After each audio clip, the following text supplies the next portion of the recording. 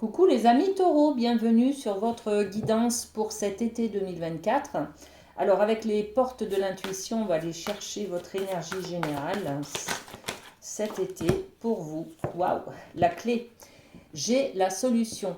La solution vient à moi, d'accord? Donc on vous dit tout peut arriver dès que vous êtes conscient de vos potentialités. C'est-à-dire que la solution peut être, on la cherche souvent à l'extérieur. Qu'est-ce que qui pourrait m'aider?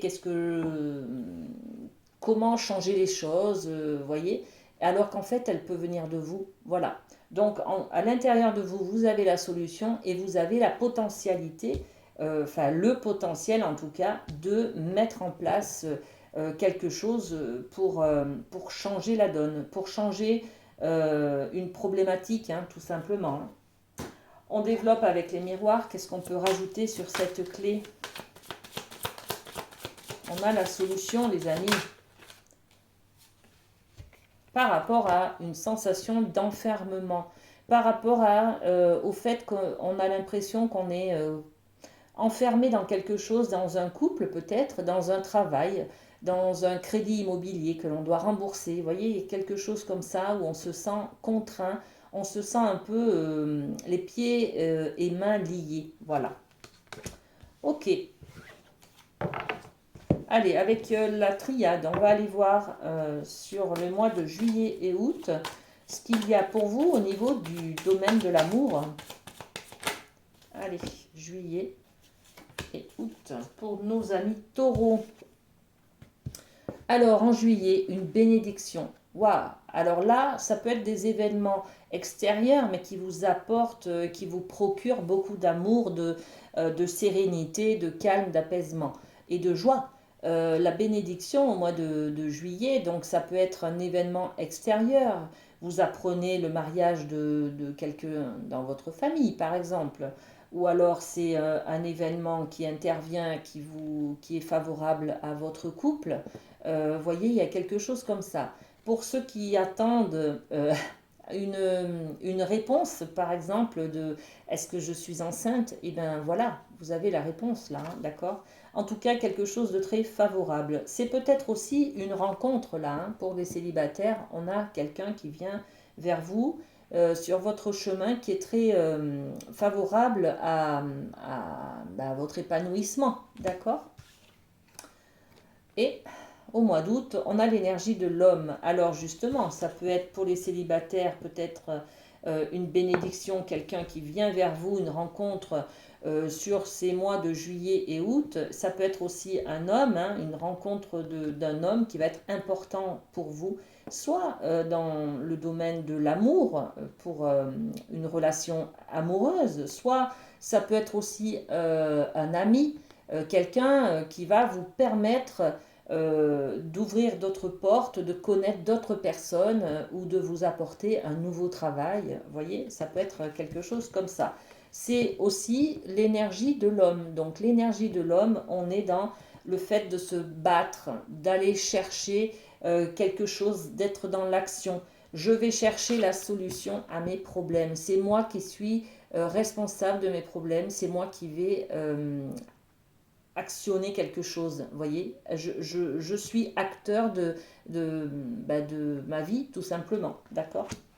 Bon, on développe avec les miroirs. Alors, qu'est-ce qu'on rajoute sur la bénédiction? Celle-ci, ok.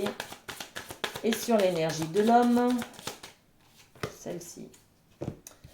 Allez, bénédiction, il y a la place dans sa famille. Alors, on peut être justement, ça peut être une bénédiction, hein, merci la vie. Peut-être un enfant est en train d'arriver vers vous pour prendre sa place là sur l'arbre généalogique. Hein. On agrandit cet arbre généalogique, on agrandit la famille. Peut-être que vous venez d'apprendre que vous allez être tonton, cousin, mamie, je sais pas, hein, voilà. Hein. Bon, en tout cas, une bonne nouvelle qui vient vers vous. Et puis, l'énergie de l'homme, on a l'étranger. L'étranger, c'est remettre quelque chose de précieux dans les mains de quelqu'un d'autre. Ça veut dire on va déléguer, on va faire confiance en quelqu'un d'autre, quelqu'un d'extérieur, quelqu'un peut-être un inconnu, une relation comme ça que l'on croise, on va peut-être lui faire confiance et on va lui donner justement quelque chose de précieux pour nous. Ça peut être juste de la confiance tout simplement, ça peut être de l'amour, ça peut être on va confier ses secrets à quelqu'un d'autre, on est peut-être dans l'échange, le partage, en tout cas on a décidé de se confier peut-être à un thérapeute, à un médecin, vous voyez, quelque chose comme ça, ou alors à cette personne que je rencontre là et qui va me permettre peut-être d'être dans l'action et de trouver une solution à mes problèmes. D'accord? Ok, avec la médecine chamanique, on va aller voir dans le domaine de la famille, les amis taureaux. Allez. Juillet, la quête de vision, c'est-à-dire qu'on va être à la recherche de quelque chose de plus lumineux, de plus chaleureux. D'accord? Justement, on est à la recherche de cette clé. On va trouver des solutions, les amis, hein. On n'a plus envie de se sentir enfermé, contraint dans une situation, voyez. Donc on va être à la recherche de quelque chose de plus lumineux, de plus chaleureux aussi, hein, plus d'amour, plus de reconnaissance, plus je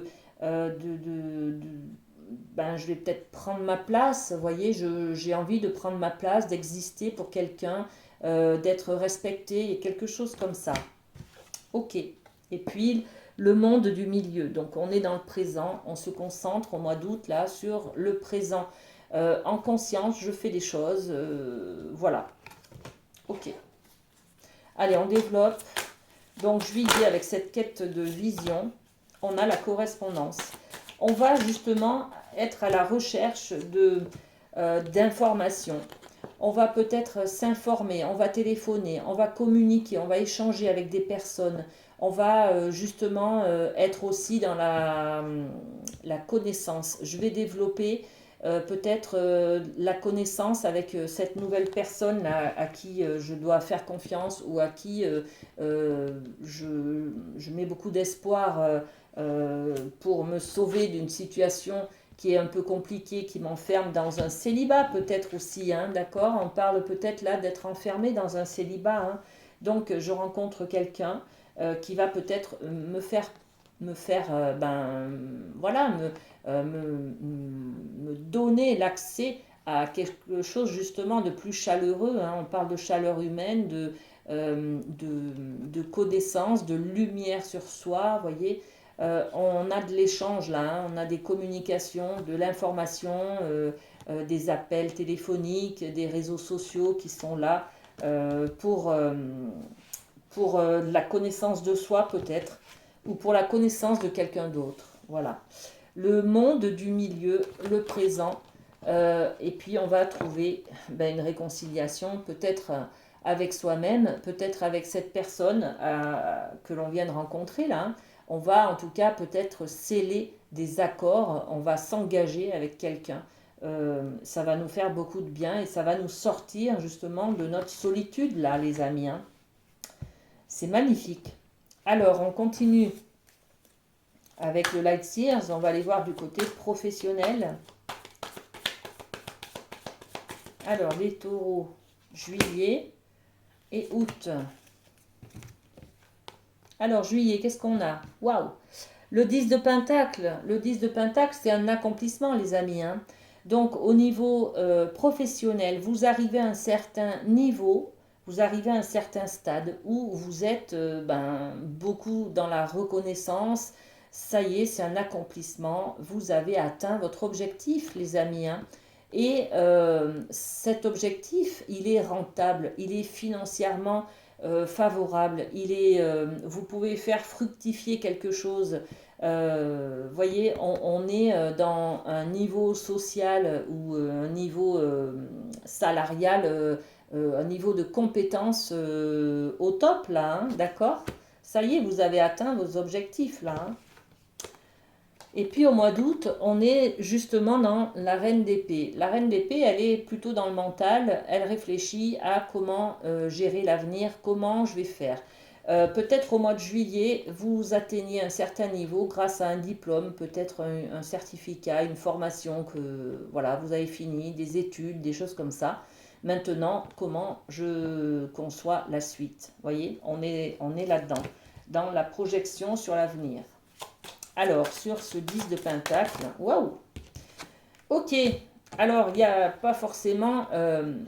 Bon, on peut être dans la réussite d'une formation ou d'un diplôme, mais on peut être aussi dans l'échec de quelque chose. C'est-à-dire, j'avais misé beaucoup sur quelque chose, là je me rends compte que je ne suis pas à ma place, que je ne suis pas dans ma voie. Donc je me rends compte que c'est un peu un échec.